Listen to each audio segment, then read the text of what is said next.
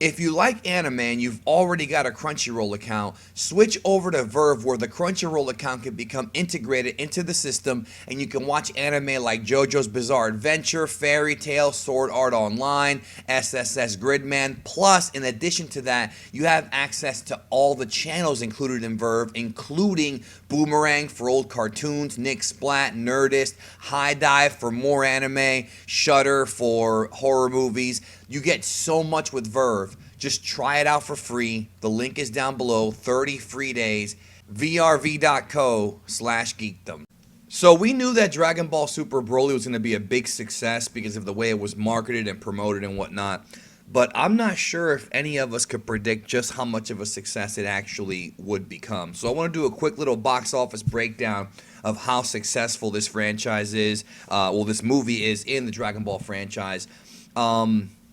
So we're going to break down real quick kind of the different aspects of how much insane currency this thing is making for an anime movie. I mean, it's literally nuts. So what we have in front of you here is we have the list of the highest grossing anime movies domestically. Now, domestic means, for those who don't know, US and Canada, okay? This does not include international numbers. We're just going to look at that right now off the hop. And as you can see, Dragon Ball Super Broly is number 3, right underneath Pokemon 1 and Pokemon 2. Now remember, when Pokemon 1 and 2 came out back in 99, 2000, this was Pokemon at the height of its popularity. This is when it was a pop culture phenomenon.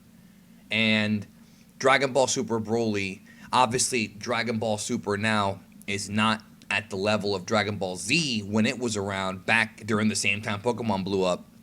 But just the fact that the movie has so much momentum going for it and the fact that there's so much power in the Dragon Ball brand name, it's at 30 million lifetime gross. It did 9 million opening week, which was just absolutely phenomenal. I mean, that's way beyond what we were expecting. 30 million just in the United States and Canada. And what do these three movies have in common? Pokemon 1, 2, and Dragon Ball Super Broly.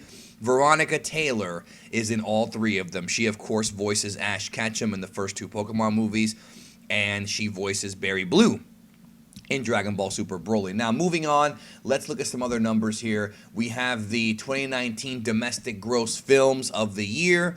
And Glass is, of course, at the top because that's a big franchise from M. Night Shyamalan. Very polarizing film.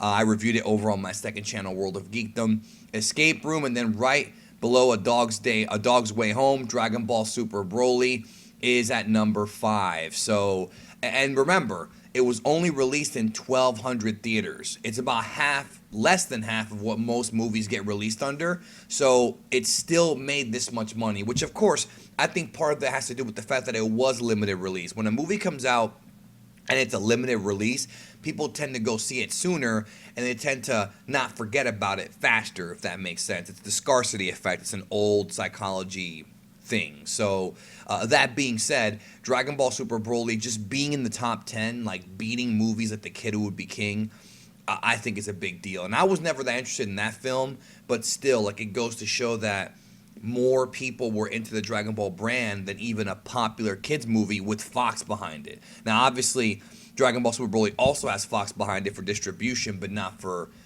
distribution.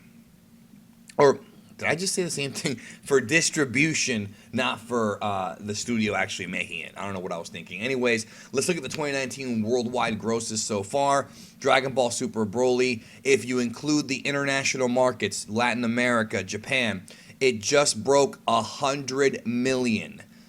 That's huge. 100 million, 30 million domestic, which is about 29.5% of the overall amount. 71% overseas, which means obviously Japan. Dragon Ball is an international phenomenon. Number 2 behind Glass.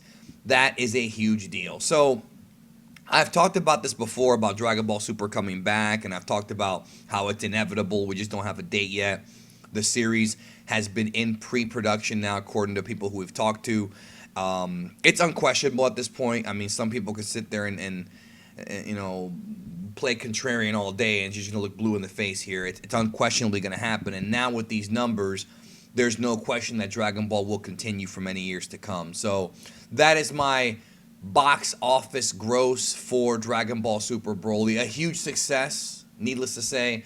For an anime movie, these are some huge numbers. I mean, it might not do what Infinity War or what Star Wars do, but those are like, top quality, like untouchable franchises in this country and have had, years and years and years and years, decades, in fact, of, existence. Whereas Dragon Ball is a foreign property, but it's still hugely mainstream, hugely popular, and it still did really, really well, despite not having the same kind of promotion that other movies have had. Now, obviously, when it comes to Resurrection F, I just want to do a quick comparison here before we get out of here. Resurrection F is down here in the 8 million.